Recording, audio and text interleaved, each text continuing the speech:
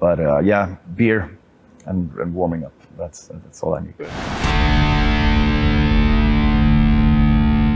Hey everyone, Graham from Loudwire here at the Metal Hellsinger concert, Gamescom 2022 here in Cologne, Germany, with Mikael Stanne. When stages of infinite time, red lies in it wait, the never-ending touch. Thank you so much. Hey, pleasure, man. I appreciate it very much. Let's start with, what band or vocalist introduced you to guttural vocals? It was either Bathory, Thomas Lindberg from At the Gates, or this was Grotesque, and they were doing Bathory covers in one of the guitar players' basement, and I was there to hang out with a friend of mine, and I heard it for the first time. But the most important was Mille Petrosa from Creator. Flag of Hate, like a friend of mine, his older brother had like the Flag of Hate EP, and when I heard that, I was blown away, and it was the coolest thing I ever heard. And I think that was the first time I ever heard it, and I couldn't believe what it was. Like, I didn't understand it, and I was fascinated. But that was the first time I heard like something that kind of ferocious and angry and aggressive. How old were you when you first tried to do gutturals, and what was it like the first time you tried? It's probably like maybe 15, 16. Mm-hmm. So we started the band in '89, and so I was like 16, 17, and then we started to write songs, and tried to play guitar, and then I wanted to sing as well. So when we started rehearsing, that's when it started. I think more than anything, I was just singing along to my favorite records. You know, listening to Morbid Angel and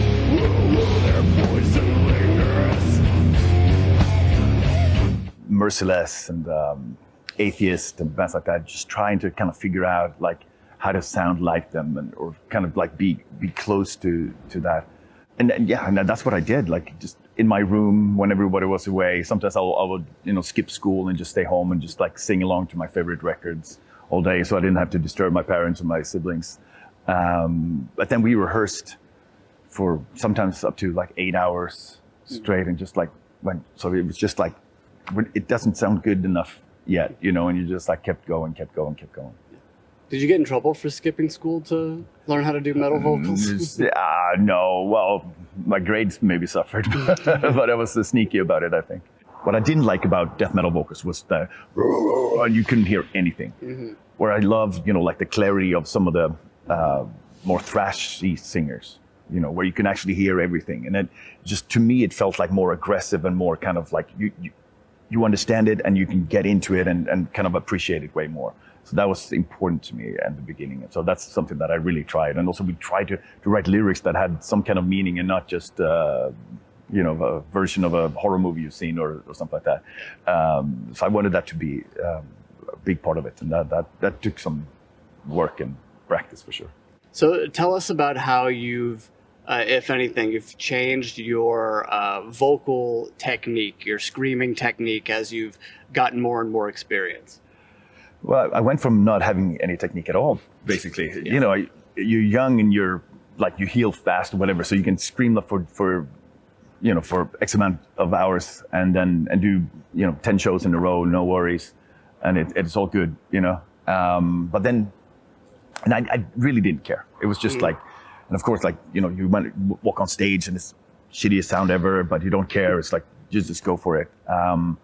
And it was like the beginning of 2000s, like 2001 or 2, that I started having problems. Like, I was pushing too hard and I was trying like a different technique. Like, I wanted it to sound different. I think, somewhere around there, I was like trying to like, I want a different sound. I don't want to sound like I did before.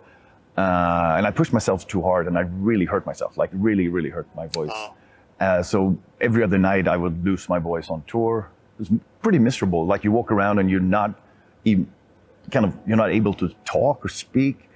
Then eventually, like, I found like a good warm-up technique and a good kind of regimen to kind of get into it every day. And that helped so much. And ever since then, and this was like 2007 or something like that, I haven't had a problem at all. Just as long as I do my regular warm-ups, like for 30 minutes to an hour or something like that every day, depending on how I feel. And also like having like a in-ear good monitor system so that I know it's going to sound the same every day, then you can relax. Do you remember the reaction from any of your family members when they heard you scream for the first time? Yeah, they were not impressed, and they didn't understand why we would want to sound like this. They thought it was just a phase, you know. Of course. We were still, rehearsing in my parents' garage, so they came out sometimes and it's like, what is this? Like, what are you doing? And it's like, well, this is what we love. And it's like, all right, yeah, good, but soon you're gonna get a job and get a haircut, and and be a productive member of society. What are your opinions on cupping the mic? I definitely have in the past, and I've done it a lot. But then I switched to another mic that has a little different configuration. Like, it looks different, so you don't really do it. You don't cup it.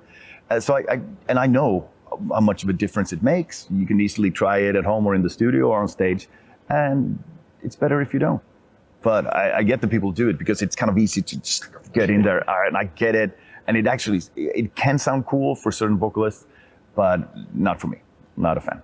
What are some of your pre-show musts? Like, what do you have to do before a show when it comes to anything to drink to loosen up your voice, anything, no food before you go on stage, stuff like that?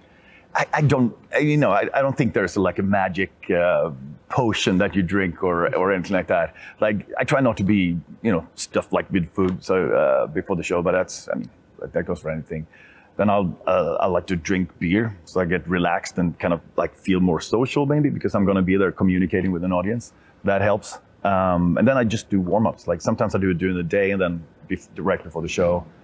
Sometimes just before the show, depending on how I feel. But yeah, so as long as I do that. But it's also something, it becomes something that calms me down. I just walk around doing my warm-ups, and and if that works, then, and I feel fine, then the rest is easy, So, but yeah, beer and warming up. That's all I need. Great. And of course, we're here for Metal Hellsinger. You're about to perform in front of a lot of people at Gamescom 2022. Yeah.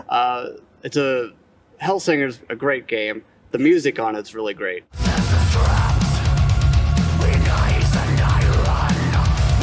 Can you tell me about the song that you sang on and what approach you wanted to do to make it sound perfect?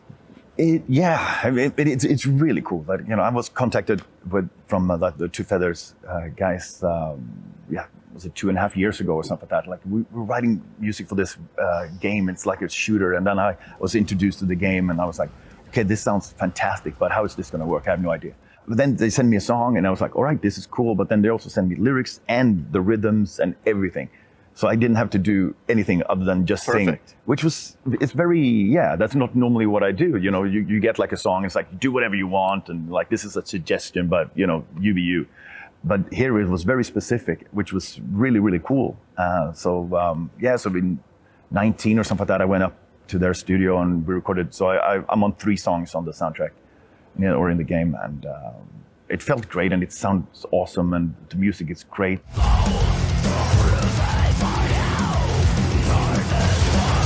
I really can't wait to perform. It's such a cool concept, and I think it really works in the game as well. You're sitting there just fucking, banging your head and gaming at the same time. So for me, as a longtime gamer and a metalhead, this is perfect. Well, thank you so much for your time today. Everybody, Metal Hellsinger out September 15th. Make sure you pick it up. Mikael Stanne, thank you very much. Thank you, man.